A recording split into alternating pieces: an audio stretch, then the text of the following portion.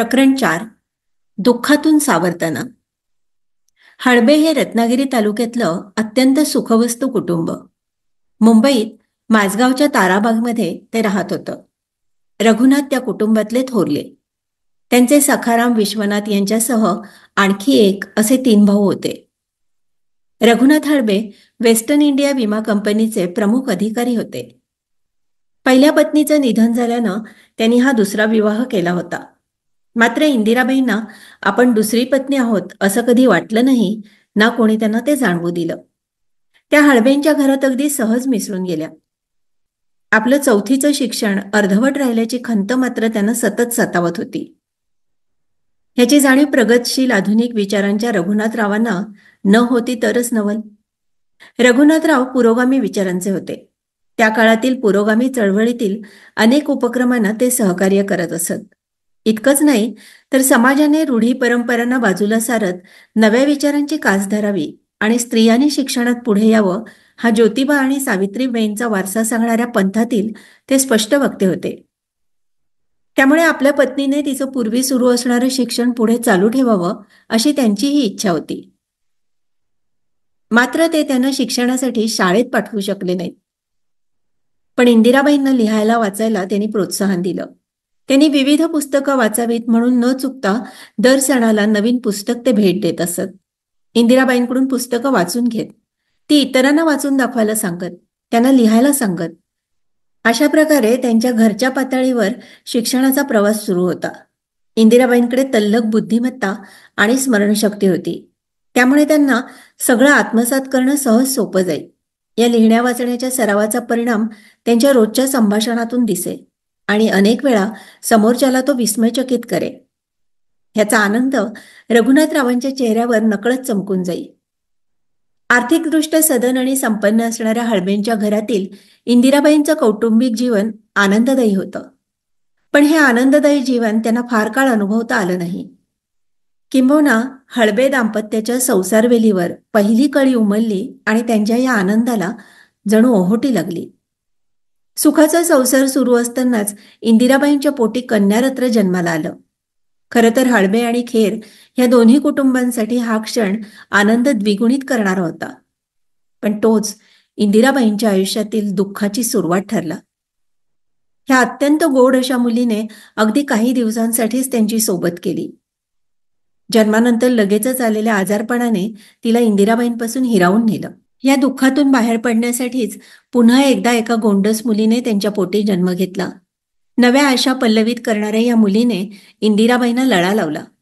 जराशी खेळकर झाल्यावर त्या तिला मठ या गावी घेऊन आल्या. तिथल्या काही दिवसांच्या वास्तव्यानंतर या मुलीला घटसर्प या आजाराने गाठलं. त्या काळी शहरातही वैद्यकीय सुविधांचा अभाव होता. त्यामुळे खेड्यापाड्यांची अवस्था आणखी बिकट होती. तिथे सगळा भरोसा नशिबावर नाहीतर देवावर असायचा. त्यातूनही इंदिराबाईंनी मुलीला ह्या आजारपणातून बाहेर काढण्यासाठी शक्य ते सगळे उपाय करून पाहिले. पण कशानेच फरक पडला नाही. अगदी डोळ्यासमोर त्यांना आपली दुसरी मुलगीही गमवावी लागली. हा दुःखाचा डोंगर घेऊन त्या पुन्हा मुंबईला परतल्या आणि संसारात रुळल्या. लागोपाठ 2 मुलींच्या अगदीच अल्पावधीत झालेल्या मृत्यूने इंदिराबाई मनाने खचल्या होत्या. अशा स्थितीत त्यांच्या पोटी पुन्हा तिसऱ्यांदा आणखी एका कन्येने जन्म घेतला. त्यांनी तिचं नाव मीनाक्षी ठेवलं. मात्र यावेळी त्या आपल्या मुलीबद्दल खूपच हळव्या बनल्या होत्या. मीनाक्षीला थोडंसं जरी काही झालं तरी त्यांचा जीव कासावीस व्हायचा. तल्लख चुणचुणीत मुलगी असलेली मीना चंद्रकोरीप्रमाणे हळूहळू वाढत होती आणि इंदिराबाई पहिल्या 2 मुलींच्या मृत्यूने ओढावलेल्या दुःखाला बाजूला सारत मीनाक्षीच्या संगोपनात गढून गेल्या होत्या. मीनाक्षी शाळेत जाऊ लागली. विशेष म्हणजे अभ्यासात तिला चांगलीच गती होती. ते पाहून इंदिराबाईंच्या अंगी नवबळ संचारत होतं. भविष्यातलं एक रंगीत आनंददायी असं चित्र त्यांना दिसू लागलं होतं. अशातच काळ्या किर्र अंधारात सारं आयुष्य गडप व्हावं असा जबरदस्त आघात इंदिराबाईंवर झाला. अल्पशा आजाराचं निमित्त झालं आणि रघुनाथरावांची प्राणज्योत मालवली. इंदिराबाईंवर आकाश कोसळलं. अशा भीषण प्रसंगात नेमकं काय करावं तेच त्यांना समजेना, इतक्या त्या अनपेक्षित आघाताने कोलमडून पडल्या होत्या. रघुनाथराव हळबे यांचं निधन झालं ते साल होतं 1939 आणि इंदिराबाईंचं त्यांच्याशी लग्न झालं ते 1928 मध्ये. म्हणजे अवघा 10-11 वर्षांचा संसार त्यांनी रघुनाथांबरोबर केला. रघुनाथरावांची आर्थिक परिस्थिती उत्तम होती, त्यामुळे आपलं आता कसं होणार ह्याची चिंता करण्याचं काही कारण नव्हतं. मात्र वयाच्या 25व्या वर्षीच आलेलं वैधव्य त्यांना अस्वस्थ करत होतं. पतीच्या मृत्यूनंतर त्याच्या बायकोचं या जगात राहिलंच आहे काय? अशा स्त्रीनं स्वतःला अग्निसमर्पण करावं, सती जावं, अशीच त्यावेळची धर्मपरंपरा होती. राजा राममोहन राय यांच्या प्रखर लढ्यातून ब्रिटिशांनी ती परंपरा रद्द केली, तरीही समाजाचा स्त्रीकडे पाहण्याचा दृष्टिकोन बदलला नव्हता. अर्थात दीर, जावा आणि घरातल्या इतरांनी त्यांना मोठा आधार दिला. पण मीनाक्षीने त्यांना नव्या आशा दाखवल्या, जगण्यासाठी कारणं दिली. म्हणून 3 जीवलगांच्या मृत्यूने बसलेल्या जीवघेण्या धक्क्यातून स्वतःला सावरत मीनाक्षीच्या शिक्षणावर त्यांनी आपलं लक्ष केंद्रित केलं. हे सोपं नव्हतंच, पण परिस्थितीनेच त्यांना अशा एका वळणावर आणून उभं केलं होतं की सारं गिळून पचवून आल्या प्रसंगाला तोंड देण्याशिवाय दुसरा पर्यायच नव्हता. योग्य औषधोपचाराच्या अभावी आपली 3 माणसं डोळ्यासमोरून गेली आणि आपण काहीच करू शकलो नाही, ही खंत त्यांना अस्वस्थ करत राहील. त्यातूनच मीनाक्षीला भरपूर शिकवायचं हा विचार त्यांच्या मनात पक्का होत गेला आणि तोच त्यांना बळ पुरवत राहिला. दरम्यान इंदिराबाईंनी मुंबई सोडण्याचा निर्णय घेतला. त्याचं कारण होतं दुसरं महायुद्ध. 1941-42 साल हे दुसऱ्या जागतिक महायुद्धाचं संकट घेऊन आलं होतं. देशात ब्रिटिश सरकारचा अंमल होता. जर्मन विरोधात अमेरिका, ब्रिटन ह्या युद्धात उतरली होती. जपानने पर्ल हार्बरवर हल्ला चढवल्यानं हे युद्ध अधिकच पेटलं होतं. इतकंच नाही तर त्याची धग थेट मुंबईपर्यंत जाणवू लागली होती. अशा स्थितीत मुंबईत राहणं धोक्याचं होतं. त्यामुळे इंदिराबाईंनी त्यांच्या सहकाऱ्यांच्या सल्ल्यानुसार देवरुख येथे येऊन राहण्याचा निर्णय घेतला. देवरुख हे निसर्गरम्य परिसरात वसलेलं कोकणातलं एक गाव. गौतम बुद्ध, बसवेश्वर ते मुचकुंद ऋषींच्या वास्तव्याच्या खुणा सांगणारी ही भूमी. त्याचबरोबर शैक्षणिक आणि सांस्कृतिकदृष्ट्या प्रगत असणारं तालुक्याचं गाव म्हणून ते इंग्रज राजवटीत प्रसिद्ध होतं. याचं कारण अत्यंत दुर्गम अशा सह्याद्रीच्या खोऱ्यातील देवरुखमध्ये इंग्रजी माध्यमातल्या प्राथमिक शिक्षणाची चांगली सुविधा उपलब्ध होती. देवरुख शिक्षण प्रसारक मंडळाने ही शाळा सुरू केलेली होती.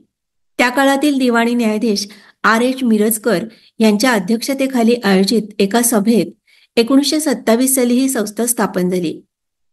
विशेष म्हणजे त्यासाठी प्रत्येक वकिलाने 10 रुपये देणगी दिली होती. शिवाय खेडेकर आणि राजवाडे यांच्या पहिल्या देणग्याही या शैक्षणिक प्रगतीसाठी महत्त्वाच्या मानल्या गेल्या. संस्थेचे पहिले अध्यक्ष काकासाहेब पंडित होते. त्यांनी फार मेहनत घेत संस्थेची इयत्ता 1ली ते 3री पर्यंतची इंग्रजी शाळा उभारली. या न्यू इंग्लिश स्कूलला परवानगी आणि जागा मिळावी यासाठी तत्कालीन ब्रिटिश कलेक्टर N.N. ब्राऊन यांनी विशेष प्रयत्न केल्याची नोंद आहे. हा देवरुखच्या आणि संगमेश्वर तालुक्याच्या शैक्षणिक वाटचालीतील महत्त्वाचा टप्पा होता. अशा देवरुखमध्ये आपल्या मीनाक्षीसोबत इंदिराबाई आल्या. त्यामागे हवापालट आणि एक मानसिक स्वास्थ्य मिळावं हा उद्देश होताच, पण त्याचबरोबरीने इथलं शैक्षणिक वातावरण हेही एक कारण होतं. 1942 ते 1945 अशी 3 वर्ष इंदिराबाई देवरुखला त्यांच्या बहिणीकडे म्हणजेच काकासाहेब पंडित यांच्याकडे राहिल्या. स्वभाव मनमिळावू असल्याने त्यांचे इथल्या अनेक कुटुंबांशी जिव्हाळ्याचे संबंध प्रस्थापित झाले. इथे हायस्कूल बरोबरच मुलींसाठी कन्याशाळा होती. मीनाक्षीला या शाळेत प्रवेश घेतला होता.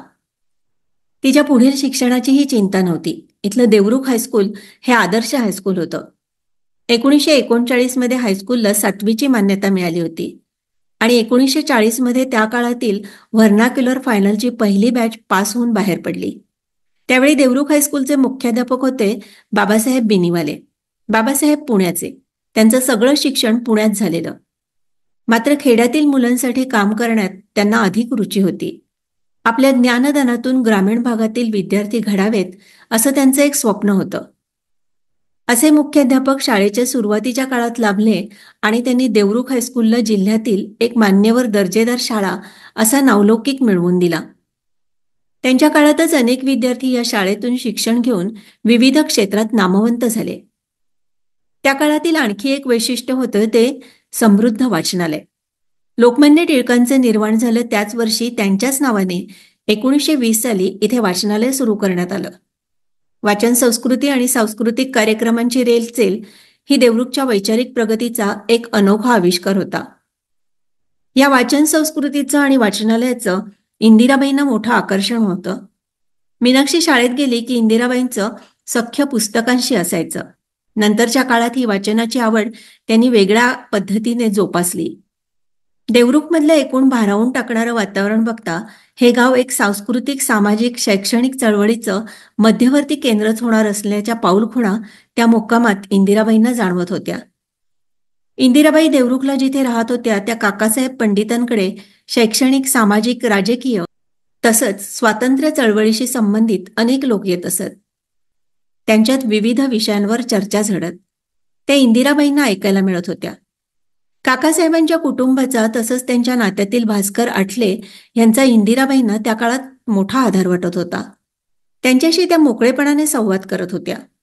भास्कर आठले यांच्यासोबत वीर शंकरराव पेंढारकर, गोविंदराव शिंदे हे देवरुखला राष्ट्रसेवा दलाचं काम करत होते.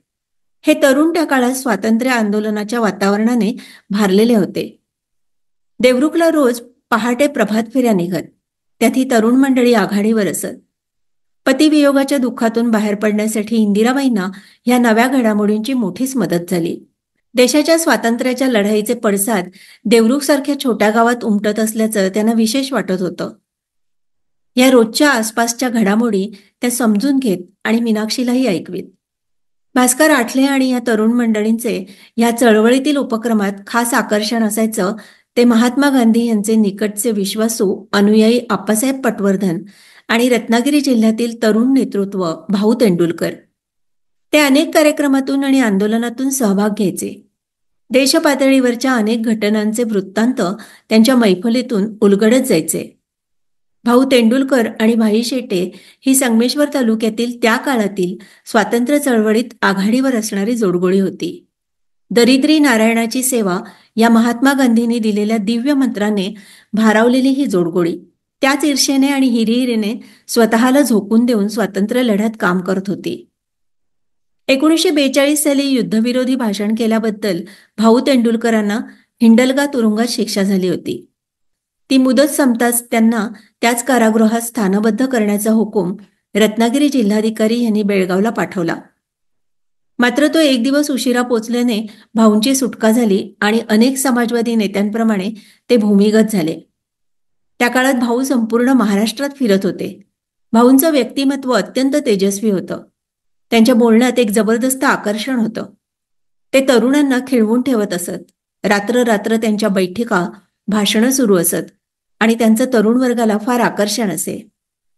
त्या काळात रत्नागिरी जिल्ह्यातील समाजवादी चळवळीचे ते आधारस्तंभ होते. गांधी विचारांच्या श्रेष्ठ तत्वावर त्यांची नितांत श्रद्धा होती. भाऊंचं बोलणं आणि वागणं असं होतं की त्यांच्या सानिध्यात कोणाही व्यक्तीला न्यूनगंडाची भावना शिवणार नाही. त्यांच्या सहवासात सामाजिक कार्याची एक नवी ऊर्जा येत असे. अफाट वाचन तेवढाच अफाट जनसंपर्क असलेले भाऊ झपाटल्यागत भ्रमंती करायचे. भूमिगत राहून ते संपूर्ण स्वातंत्र्य चळवळीतील कार्यकर्त्यांना आणि त्यांच्या कुटुंबियांना सहकार्य करत होते. महात्मा गांधी यांच्या स्वातंत्र्य लढ्यात नवतरुणांना घडवण्याचं कार्य ते करत होते. त्याच निमित्ताने त्यांचं अनेकदा देवरुखलाही येणं होत असे. तेव्हा भास्कर आठले यांच्या माध्यमातून इंदिराबाई यांच्याशी त्यांचा संपर्क आला होता. ते इंदिराबाईंना धाकट्या बहिणीप्रमाणे मानत. भाऊंच्या या सहवासातून इंदिराबाईंमध्येही सामाजिक क्षेत्रात काम करण्याची एक नवी ऊर्जा प्रज्वलित झाली होती. स्वातंत्र्य चळवळीच्या लढ्याबरोबरच आप्पा पटवर्धनांनी स्वीकारलेल्या भंगी कामासाठीची सत्याग्रह चळवळ कोकणात व्यापक होत होती. कोकणातील शेतमजुरांचं शोषण करणारी खोटी पद्धती नष्ट करण्यासाठी शेतकऱ्यांना जागृत करण्याचं काम भाऊ तेंडुलकर, भाई शेटे आदी कार्यकर्ते खेड्यापाड्यात फिरून करत होते. या सगळ्या चर्चा इंदिराबाईंच्या कानावर सातत्याने पडत होत्या. त्याचवेळी समाजातील विविध पातळींवर काम करणाऱ्या व्यक्ती त्यांचं झपाटलेपण त्या पाहत होत्या.